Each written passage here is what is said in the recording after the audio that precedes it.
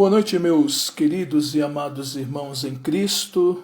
Quero saudar também a todos os amigos e ouvintes que sempre nos dão a honra e alegria de nos permitirem compartilhar a santa e bendita palavra do Senhor nosso amado Deus. Saúdo a todos na graça, na paz, nas alegrias do nosso Senhor e Salvador Jesus Cristo.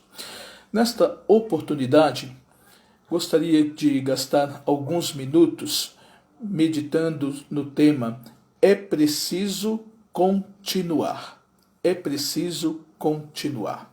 E vamos iniciar a nossa meditação lendo inicialmente o livro de Jó, capítulo 17, versículo 9, que diz: E o justo seguirá o seu caminho firmemente, e o puro de mãos irá crescendo em força.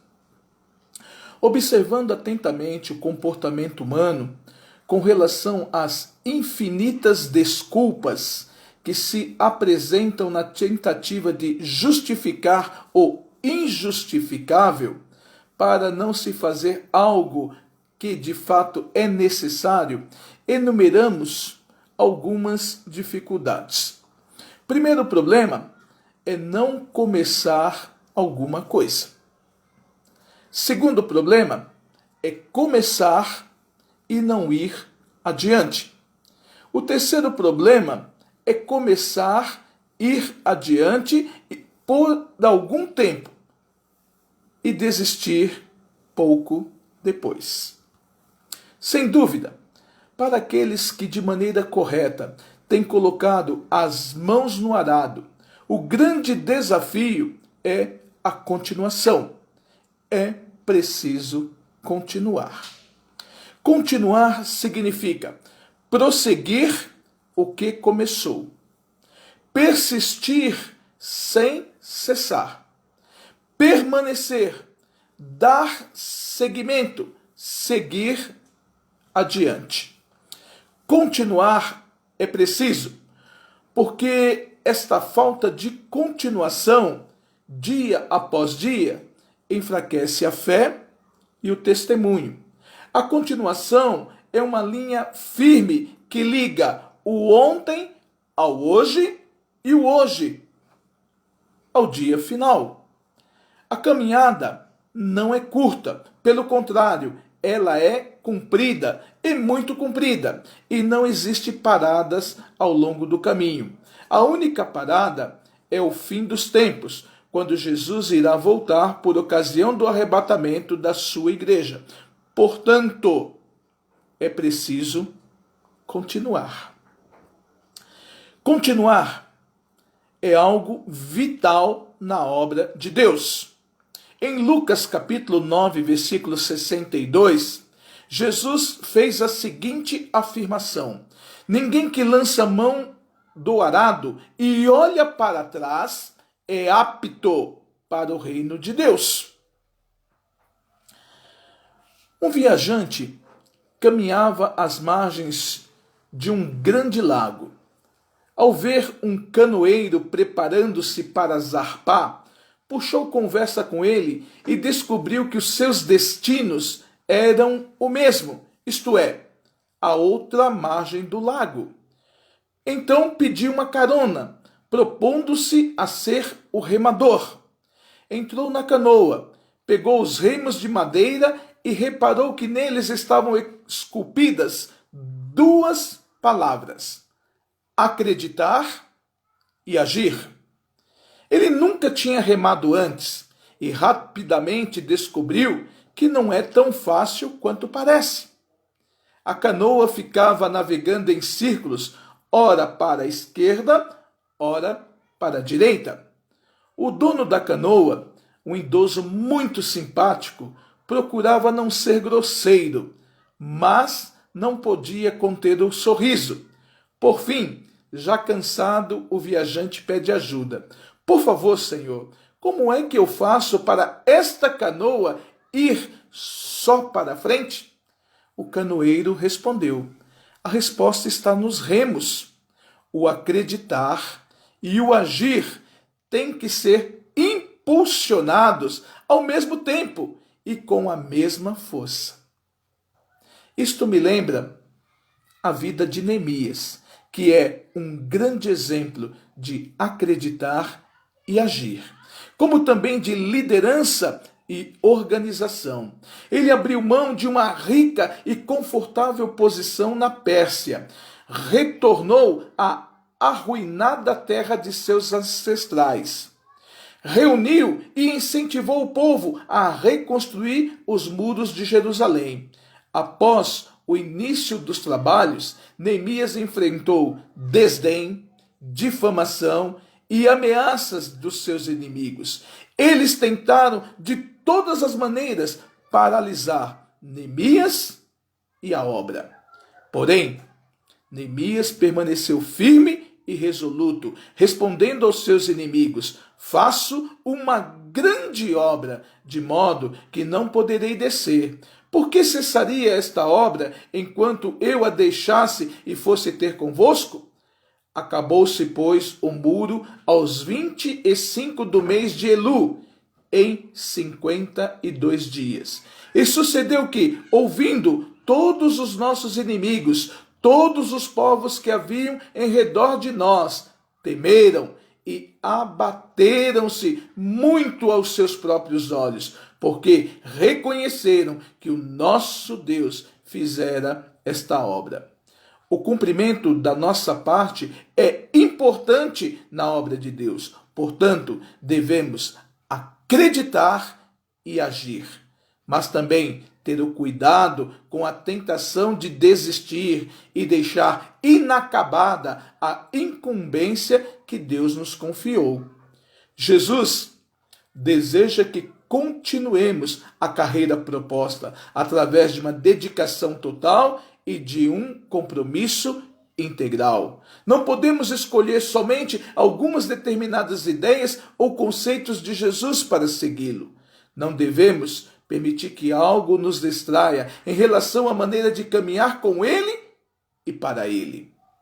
Lembrando sempre o que Jesus disse: ninguém que lança a mão no arado e olha para trás é apto para o reino de Deus. Continuar é algo vital na obra de Deus. É preciso continuar, apesar das adversidades.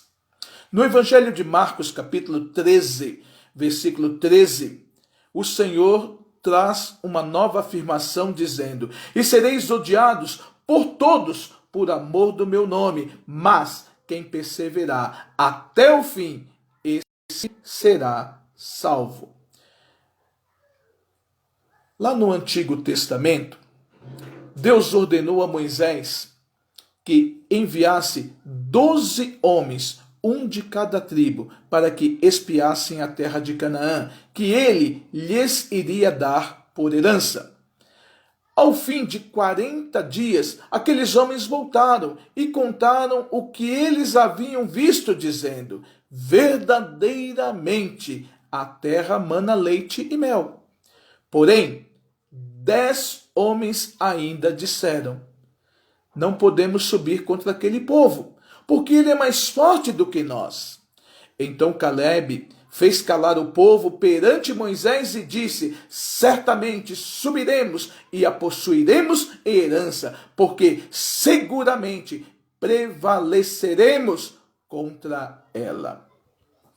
Ao final, o Eterno decreta: e que todos os homens que viram a minha glória e os meus sinais que fiz no Egito e no deserto, e me tentaram estas 10 vezes, e não obedeceram à minha voz, não verão a terra de que a seus pais jureis.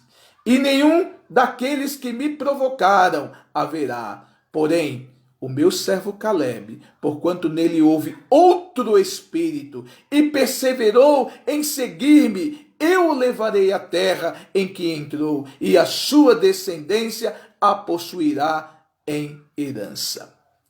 É preciso continuar, apesar das adversidades. Um outro exemplo foi vivido por 2 dos discípulos de Jesus. Pedro e João haviam ido ao templo para orar. E ao passar pela porta chamada Formosa, um coxo de nascença pediu-lhes esmola, ao que Pedro respondeu: não tenho prata nem ouro, mas o que tenho, isto te dou. Em nome de Jesus Cristo, o Nazareno, levanta-te e anda. E todo o povo, vendo aquilo, correu para junto deles, e Pedro começou a ensinar-lhes acerca das boas novas da salvação por meio do Senhor Jesus Cristo.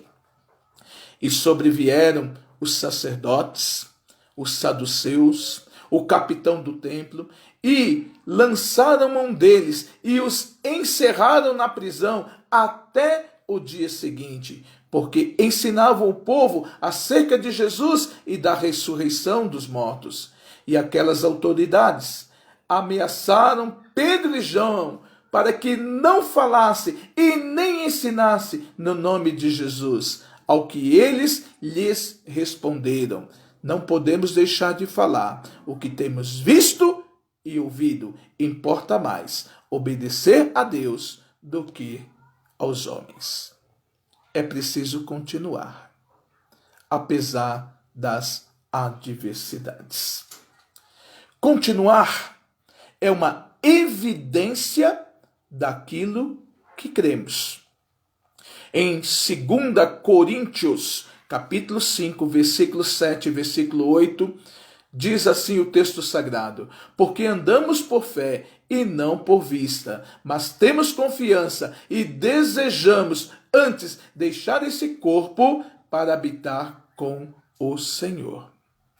O apóstolo Paulo, escrevendo ao seu jovem filho na fé Timóteo, declara: porque eu sei em quem tenho crido e estou certo que é poderoso para guardar o meu depósito até aquele dia. Paulo estava confiante que, mesmo estando na prisão e prestes a enfrentar a morte, Deus levaria adiante o ministério da pregação das boas novas através de outras pessoas como Timóteo. E mais à frente, ele volta a trazer uma das mais impressionantes afirmações, aonde ele diz: porque eu já estou sendo oferecido por aspersão de sacrifício, e o tempo da minha partida está próximo. Combati o bom combate, acabei a carreira, guardei a fé. Desde agora, a coroa da justiça me está guardada, a qual o Senhor, justo juiz, me dará naquele dia, e não somente a mim, mas também a todos os que amarem a sua vinda. E ele conclui dizendo a Timóteo que pregues a palavra, inste a tempo e fora de tempo, redarguas, repreendas, exortes com toda longanimidade e doutrina. Em outras palavras, continue o ministério que você recebeu, não se deixe intimidar, seja corajoso, lembre-se do seu chamado e use os seus dons com ousadia. Mantenha-se no caminho da verdade. Conserve a sã doutrina. Rejeite conversações que não trazem edificação. Mas, acima de tudo, tem cuidado de ti mesmo e da doutrina. Persevera nestas coisas, porque fazendo isso te salvarás tanto a ti mesmo como aos que te ouvem. Milita a boa milícia da fé. Toma posse da vida eterna, para a qual também foste chamado, tendo já feito boa confissão diante de muitas testemunhas, que guardes este mandamento sem mácula e repreensão até a aparição de nosso Senhor Jesus Cristo.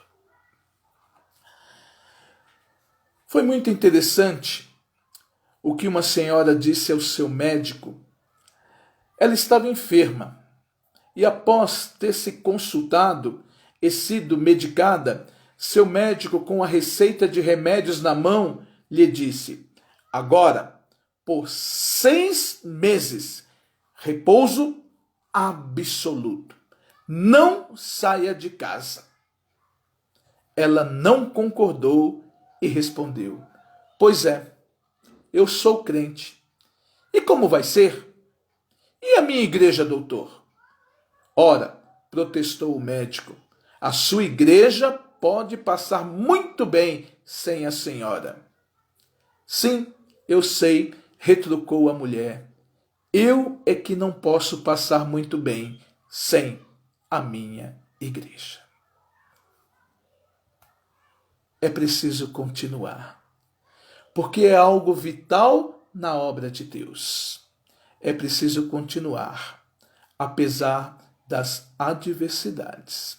É preciso continuar, porque evidencia aquilo que realmente cremos. No livro de Hebreus, capítulo 6, versículo de número 11, diz assim o texto: mas desejamos que cada um de vós mostre o mesmo cuidado até o final, para completa certeza da esperança. E esse mesmo texto, na nova tradução da linguagem de hoje, diz: nosso profundo desejo é que cada um de vocês continue com entusiasmo, continuem com entusiasmo até o fim, para que de fato recebam o que esperam. E finalizando esta palavra, deixo a afirmação que nos deixou o irmão Paulo, dizendo: tendo por certo isto mesmo, que aquele que em vós começou a boa obra, a aperfeiçoará. Ele não vai parar no meio do caminho.